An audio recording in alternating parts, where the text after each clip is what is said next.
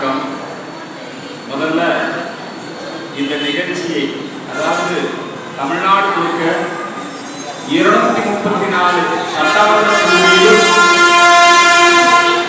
இத்தகைய கூட்டங்கள் நடத்தப்பட வேண்டும் அப்படிங்கிறதா நம்முடைய மாநில தலைமையுடைய விருப்பம்.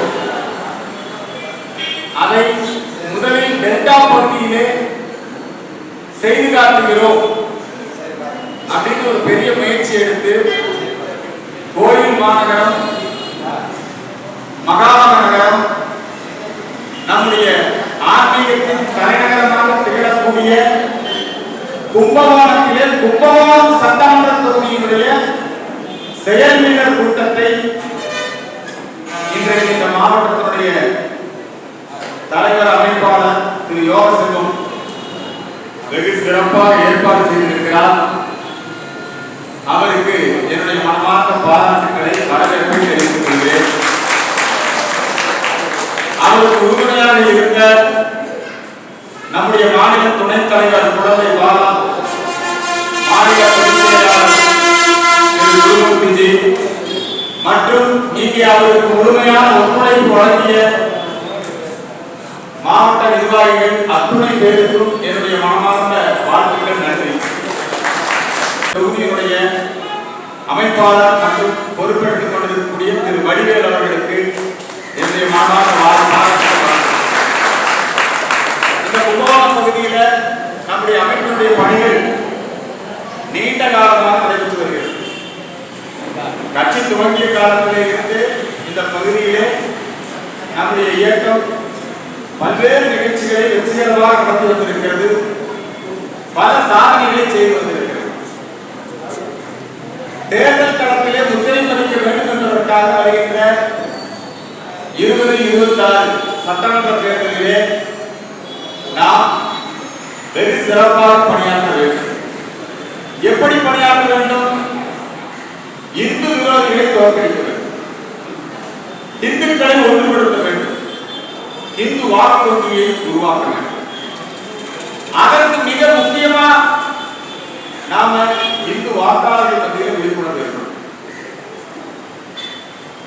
அதற்காகத்தான் அந்த சட்டமன்ற தொகுதி வாரியாக நம்முடைய பணிகள் நடந்து கொண்டிருக்கிறது. சட்டமன்ற தேர்தலுக்கு முன்பாக கும்பகோணம் அப்படிங்கிறது ஒரு மிகப்பெரிய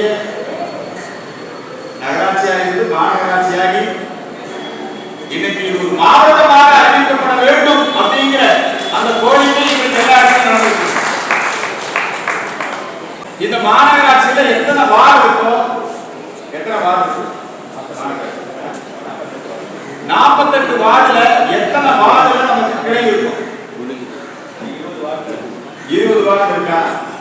இந்த பட்டியல் எல்லாம் வச்சிருக்கீங்களா? இது சொற்பொழிவு நடத்துகிற கூட்டம் அல்ல. இது முழுக்க முழுக்க கட்டமைப்பை உருவாக்கக்கூடிய ஒரு கூட்டம், திட்டமிடலுக்கான ஒரு கூட்டம். 2 விஷயத்துக்காக நாம் இங்கே திட்டமிடுகிறோம். ஒன்று, இந்து மக்கள் கட்சிக்கான வாக்கு வங்கி, இந்து ஓட்டு வங்கி உருவாக்குவது. இன்னொன்று, வரக்கூடிய மார்ச் 15, அடுத்த மாதம் 15, இன்னைக்கு தேதி 28 இல்லைங்களா? இன்னும் எத்தனை நாள் இருக்கு? ஒரு 20 நாள் அல்லது 22 நாள் தான் இருக்கு. இந்த மாசம் 28 தான், இன்னொரு 3 நாள் அல்லது 15 நாள், 18 நாள் தான் இருக்கு. நம்முடைய மாநாடு நம்முடைய சக்தியை காட்டக்கூடிய மாநாடாக, இந்து ஒற்றுமையை காட்டக்கூடிய மாநாடாக சென்னையிலே YMCA மைதானத்தில் நடைபெறுகிறது. அந்த மாநாட்டிற்கு நம்முடைய தொகுதியிலே இருந்து நாம் எப்படி பங்கெடுத்துக் கொள்ள போகிறோம், அதற்கான ஏற்பாடுகள் என்ன, திட்டமிடல் என்ன? இந்த 2 விஷயத்துக்கு தான் இன்னைக்கு இந்த கூட்டம் நாம் நடத்துறோம். அதுல முதல் விஷயம் அமைப்புக்கு முக்கியத்துவம் கொடுக்கணும்.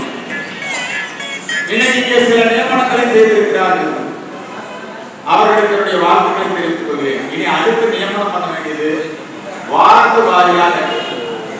இப்போ நீங்க யாரெல்லாம் இந்த தொகுதி பொறுப்பில் இருக்கிறீங்களோ அவங்க எல்லாம் உங்க வார்டு எத்தனை வார்டு இருக்கு, எத்தனை பகுதி இருக்கு, அதுல ஏற்கனவே எங்க நமக்கு கிளை இருக்கு, எத்தனை உறுப்பினர்கள் இருக்காங்க, புதிதாக எப்படி கிளை இருக்கு, இதை இந்த வேலையை உடனடியாக செய்ய முடியும்.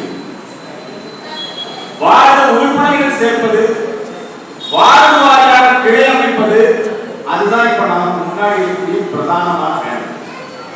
ஒரு தொகுதி பொறுப்பாளர் அவருடைய வேலையை செய்வார்.